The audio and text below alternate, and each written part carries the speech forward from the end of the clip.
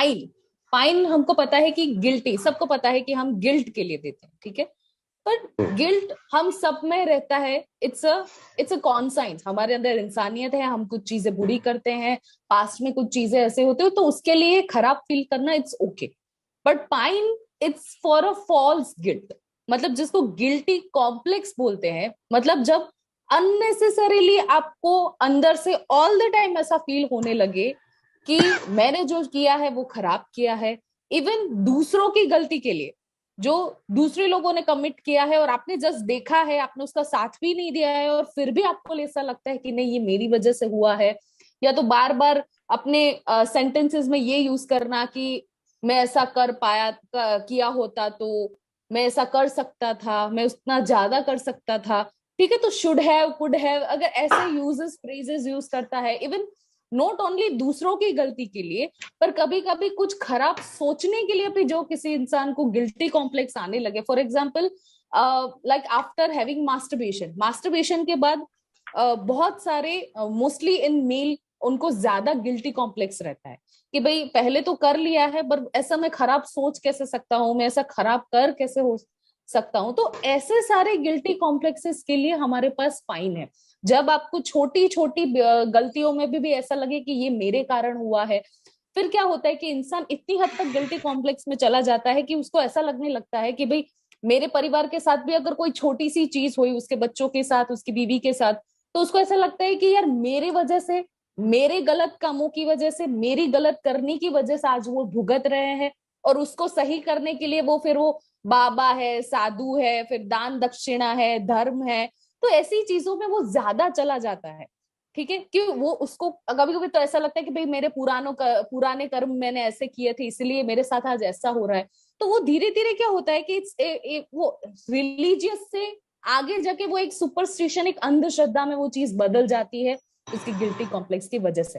फिर गिल्टी खराब फील करना ही नहीं होता, कभी कभी खुद का सेल्फ एस्टीम, जो कोई इंसान ओवर अचीवर है, वो कभी भी अपनी लाइफ एंजॉय नहीं कर पा रहा है। जैसे आपने सुना होगा कि किसी इंसान को 99% आए हैं, फिर भी उसने आगे एडमिशन नहीं लिया, क्योंकि उसको 1 मार्क कम, 1 मार्क वो लेक कर गया था, मतलब 1 मार्क नहीं मिल रहा था, उससे रह गया था, तो उसने पूरा ड्रॉप आउट लिया और नेक्स्ट साल फिर से वो एग्जाम्स देगा। तो दिस इज नॉट राइट कि छोटी खुद की अचीवमेंट्स को भी वो अगर सही से नहीं देख पा रहे हैं, और अगर छोटी छोटी चीज भी वो लोग एंजॉय नहीं कर पा रहे। जैसे मेरे पास एक केस था, he was 32 years old mail, उसकी 3 बहनें थी, 10 साल पहले उनके पेरेंट्स की डेथ हो गई थी, और फिर सारी चीजें सारी उसके कंधों पे आ गई थी। तो फिर वो मेरे पास आया था कि मैडम मैं, he was a web developer, कि मैडम मैं कांस्टेंट इरिटेटिव स्टेट में रहता हूँ। मैं कि तो मतलब क्या होता है कांस्टेंट इरिटेटिव स्टेट, कि गुस्सा गुस्सा तो ठीक है मैडम, पर मुझे अगर कोई म्यूजिक भी चला देना तो मुझे अच्छा नहीं लगता, कोई मेरे आसपास हंसी खुशी वाली बातें करे तो भी मुझे इरिटेशन होती है, मैं उसको डांट के वहां से चला जाता हूँ। मतलब मुझे ऐसा लगता है कि मुझे खुश होने, मेरे पास इतने पैसे आ रहे हैं but I can not even spend, अगर मैंने गलती से भी कहीं पे स्पेंड कर दिए तो भी मुझे बहुत खराब लगता है। तो जो पाइन पर्सनालिटी है वो खुशियों से डरता है, वो ओवर अचीवमेंट से डरता है, उसको ऐसा लगता है कि मैं इस चीज के लायक नहीं हूँ, ठीक है, तो उसके पीछे का रीजन कुछ भी हो सकता है। मैंने ओवर पूरा एक आखा केस रहेगा, अगर हमारे गेस्ट स्पीकर के बाद टाइम रहेगा तो मैं आपको ये शेयर करूंगी। तो this is all about a guilty complex. तो बहुत सारे केसेस में जैसे विमेन्स है, जब मेनोपोजल एज में आ जाती है तब उनको धीरे धीरे ये रियलाइज होने लगता है कि यार मैंने अगर अपनी लाइफ में अपना करियर परस्यू किया होता तो शायद मैं और कुछ होती। कुछ फीमेल्स है जो प्रेगनेंसी के बाद अपना करियर छोड़ देती है जस्ट बिकॉज ऑफ किड्स, तो उनको आगे जाके वो गिल्टी कॉम्प्लेक्स रहता है कि शायद मैंने अपना करियर नहीं छोड़ा होता तो या तो फिर कुछ कपल्स है कि भाई पास्ट के बारे में वो भूल नहीं पा रहे हैं, now they are having sex, और उनको उसके थॉट्स के साथ वो कर रहे हैं, फिर भी उनको गिल्ट आ रहा है कि भाई यार ये मेरे से क्या हो गया, मैंने क्यों उसके बारे में सोचा, और अभी मुझे बहुत गिल्ट हो रहा है। तो ऐसे 2-3 केसेस है, will discuss later. So pine बहुत बड़ी कुछ रेमेडी नहीं है, पर जब उसका इंडिकेशन आता है तो इस मेडिसिन को कोई और रिप्लेस नहीं कर सकता। यस, एक्चुअली 2 केसेस में शेयर करना चाहूंगी, कि दो नहीं, इट्स वन, लेट्स सी अगर हमारे पास टाइम रहता है तो। Pine is what, it's a state of mind. Pine कोई पर्सनालिटी नहीं है, जैसे एग्रीमोनी है, बीच है, वाइन है, वैसे वो कोई पर्सनालिटी नहीं है, it's a state of mind. Usually किन लोगों के साथ होता है? जो अकेले रहते हैं, जो हॉस्टल्स में रहते हैं, जो सिंगल पेरेंट है, जो इंट्रोवर्ट है, जो लोगों से घुल मिल नहीं पाते। तो क्या होता है कि कुछ कुछ छोटी छोटी चीजों की वजह से वो ओवर थिंक करते रहते हैं। उनको सामने कोई कहने वाला नहीं होता कि तुमने जो ठीक किया तुम्हारी गलती नहीं है, ऐसा सबके साथ होता है। तो they become they tend to become a more guilty complex.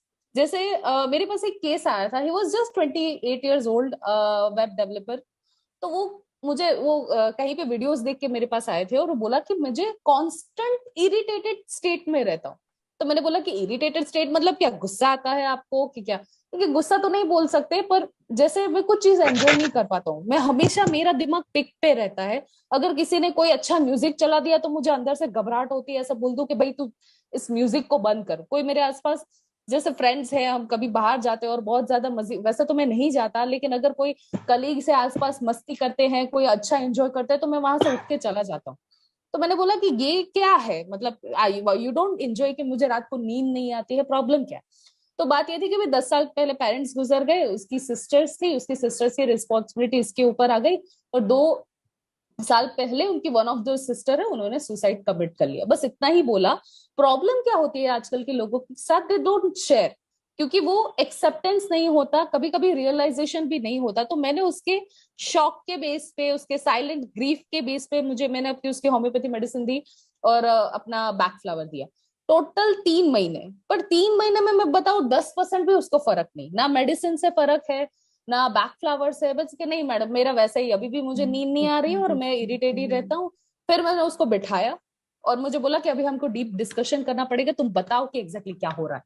तो तुम्हारी जो सिस्टर्स के साथ मैंने फिर पास से चालू किया, जब हम नॉर्मली केस को खोलते हैं देन वी क्लोज इट, कि भाई बचपन से लेके अभी तक क्या हुआ, पेरेंट्स के साथ क्या हुआ। तो उन्होंने बताया कि जैसे मेरे पेरेंट्स की डेथ हुई, दोनों सिस्टर की रिस्पॉन्सिबिलिटीज मेरे पे थी, पर तब मेरे पास पैसे नहीं थे। तो एक सिस्टर को मैंने मामा के वहां पे भेज दिया और वहां पे मेरे मामा ने उसको एक नौकरों की तरह काम करवाया।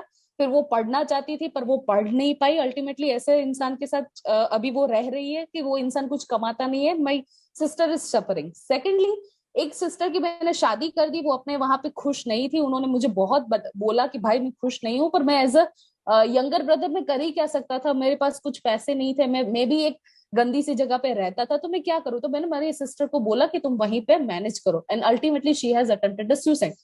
तो मुझे लगता है कि मैंने अपनी दोनों सिस्टर की जिंदगी बर्बाद कर दी। शायद उस टाइम मेरे पास पैसा होता या फिर मैं कुछ अचीवेबल होता तो शायद उन लोगों के साथ ऐसा नहीं होता। तो कॉन्स्टेंटली अभी मुझे ऐसा लगता है कि मैं किसी भी खुशी के लायक नहीं हूँ। मेरे पास अभी भी जो पैसे है, मेरे पास जो स्टेटस है, मैं उसके भी लायक नहीं हूँ। मैं हर कोई खुशी के लायक नहीं हूँ। फिर मैंने Yes, उसको fine. सेल्फ रिप्रोच उब्लिक सॉरी रूब्रिक निकाला सेल्फ रिप्रोच होम्योपैथी में, और उस बेस पे मेडिसिन दी, पाइन दिया उसको, सिर्फ पाइन दिया, कुछ और हनी सकल एसओबी वैसे कुछ काम नहीं करता है। Because ultimately what patient feels वो उसको भी नहीं पता होता है, वो आपको निकलवाना पड़ता है। And after 2 months he is now absolutely relax. उसको 5 months उसका मेडिसिन चला था, now is absolutely all right, और अभी तो नहीं है मेरे कॉन्टेक्ट में। But this is how pine works. मतलब हम थोड़ा बेसिक सोचते हैं कि भाई उसको शौक लगा होगा या मम्मी पापा का या जिम्मेदारी आ गई, तो हम कुछ भलते भलते चीजें हम हाइपोथेसिस निकाल के उसको जब मेडिसिन देंगे तो वो कभी वर्क नहीं करेगी। उसके बेस जरूरी नहीं कि आपको पहली बार मेडिसिन मिल जाए। ऐसा हमारे साथ बहुत होता है कि हम तीसरे या चौथे महीने में उस पेशेंट की मेडिसिन पर पहुंचते हैं। या तो दिस इज जनरली हाउ अगर पाइन वर्क्स। एग्जैक्टली जनरली अगर कैसा होता है कि पेशेंट अगर बहुत ज्यादा इमोशनली डिस्टर्ब है, तो कई बार होम्योपैथी भी हमको सेकंड थर्ड मंथ से चालू करनी पड़ती है। बैकफ्लावर दे के एक बार इमोशंस बैलेंस करके तभी जाके वो पेशेंट खुलता है कि प्रॉब्लम क्या है करके। So that is many times madam ऐसे कि कई बार तो 2-2 महीने मुझे दवाई से बैकफ्लावर देनी पड़ती है, so that the patient comes out कि व्हाट ही इज फीलिंग और what they are feeling like, to be exact history, otherwise history नहीं निकलती है कि कई बार तो।